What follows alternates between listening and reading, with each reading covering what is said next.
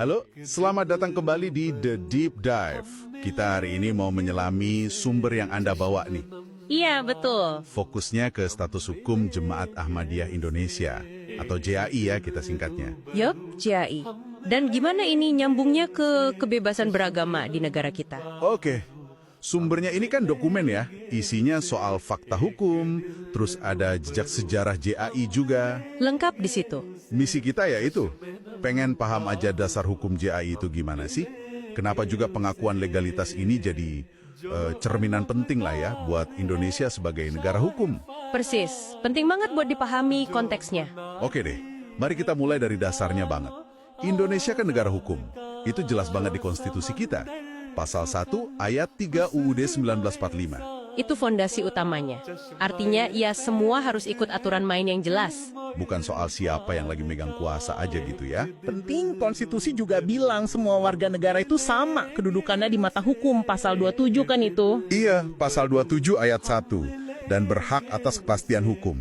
Pasal 28D ayat 1. Ini kerangka besarnya ya. Nah, prinsip negara hukum ini nyambung banget sama jaminan kebebasan beragama. Oke. Konstitusi kita itu tegas banget soal ini. Pasal 28E sama pasal 29 ayat 2 itu kan jelas bilang, setiap orang bebas memeluk agama dan beribadat sesuai agamanya. Setiap orang ya, bukan kelompok tertentu aja. Persis, ini jaminan konstitusional, jadi berlaku buat semua. Ya termasuk Jemaat Ahmadiyah Indonesia juga dong. Kekuatan hukumnya paling tinggi nih. Mungkin biar lebih jelas buat Anda yang dengerin, kita singgung dikit soal JAI itu sendiri. Ini kan bukan agama baru gitu ya? Bukan. Berdirinya di India akhir abad 19 oleh Hazrat Mirza Ghulam Ahmad. Sumber Anda juga bilang mereka ini ya bagian dari Islam. Iya, jelas disebut gitu. Pegangannya Al-Quran, Nabi Muhammad, rukun Islam, rukun iman. Sama aja. Fokusnya lebih ke spiritual dan kemanusiaan gitu ya. Dan udah ada di banyak negara. Udah global. Di Indonesia sendiri masuknya tercatat sejak 1925.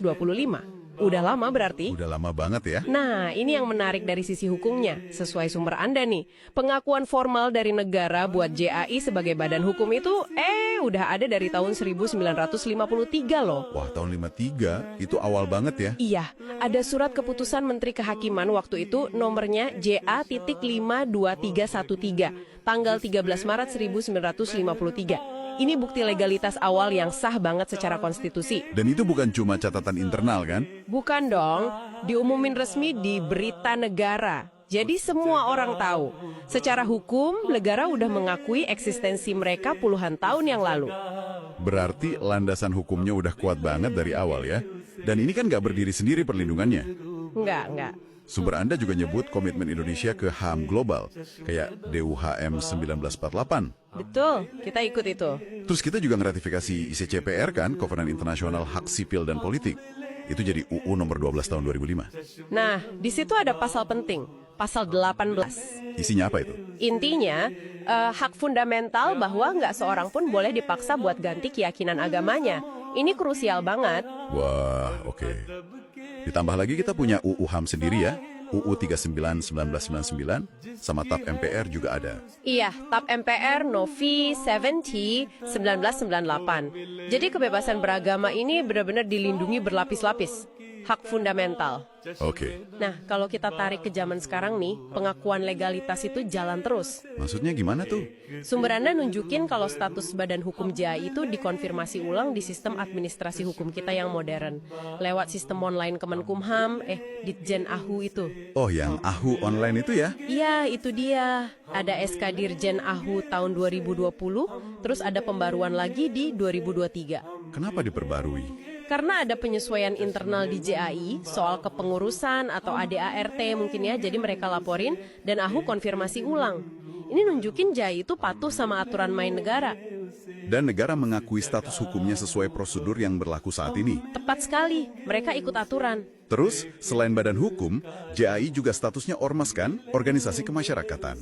Iya, tercatat juga sebagai ormas. Artinya ya punya hak ngatur rumah tangganya sendiri, dilindungi UU ormas juga. Ada satu detil lagi nih dari sumbernya. Sejak akhir tahun 80-an, JAI udah nyantumin Pancasila sebagai asas organisasinya. Nah, itu juga poin bagus. Itu menunjukkan komitmen mereka sama dasar negara kita secara eksplisit. Penting ya itu? Ini nih yang perlu banget kita semua pahami dalam konteks negara hukum.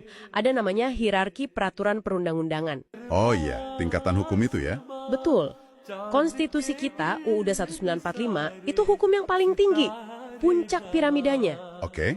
Artinya, Artinya nggak boleh ada aturan di bawahnya, mau itu UU, PP, Perpres, apalagi Perda gitu ya, yang isinya malah nabrak atau bertentangan sama konstitusi. logis sih, yang lebih tinggi harus jadi acuan. Nah, ini juga berarti status badan hukum JAI yang udah sah dari dulu, terus dikonfirmasi lagi, yang dasarnya konstitusi, itu nggak bisa serta-merta dibatalin cuma pakai aturan yang levelnya lebih rendah. Selama JAI-nya sendiri nggak melanggar hukum negara ya. Iya, jelas. Selama mereka jalan sesuai koridor hukum yang berlaku di Indonesia, status badan hukumnya itu kuat. Jadi, kalau kita rangkum nih, apa artinya semua ini buat Anda yang mendengarkan? Legalitas JAI yang kita bahas ini bukan cuma soal administrasi atau selembar SK gitu ya. Jauh lebih dari itu. Ini cerminan gimana konstitusi kita sebagai hukum tertinggi beneran bekerja buat melindungi setiap warga negara, tanpa kecuali. Ya, itu intinya. Ini soal tegaknya prinsip negara hukum yang ngasih kepastian, bahkan atau mungkin justru ketika ada perbedaan keyakinan di antara kita. Ini kan wujud nyata Bhinneka Tunggal Ika dalam bingkai hukum kita. Betul sekali. Dan ini mungkin memunculkan satu pertanyaan penting ya buat Anda renungkan lebih jauh. Apa tuh? Setelah kita lihat nih, gimana hukum secara spesifik lewat banyak lapisan aturan dari konstitusi sampai registrasi AHU yang modern, ngasih kepastian hukum buat kelompok kayak JAI. Oke. Nah, gimana pemahaman ini bisa nguatin kesadaran kita bareng-bareng soal betapa vitalnya perlindungan hak dan kepastian hukum itu buat semua kelompok? Semua ya, nggak cuma JAI aja. Iya, semua kelompok minoritas atau mungkin mereka yang punya pandangan beda di Indonesia ini. Gimana pemahaman hukum ini bisa jadi semacam alat kita buat ngerawat persatuan dalam keragaman kita yang kaya banget ini. Itu mungkin yang bisa jadi bahan pikiran kita semua.